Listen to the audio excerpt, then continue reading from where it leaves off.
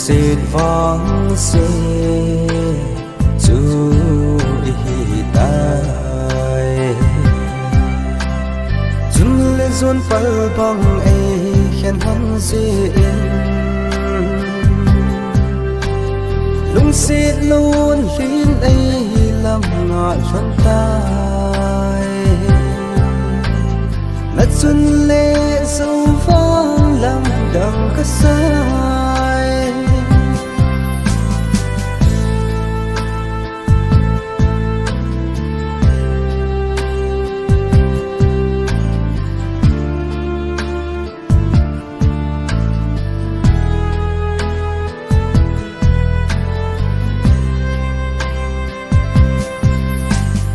dùng thằng và nó lẽ một con lại đầy hung cúi rồi đi lung đầy có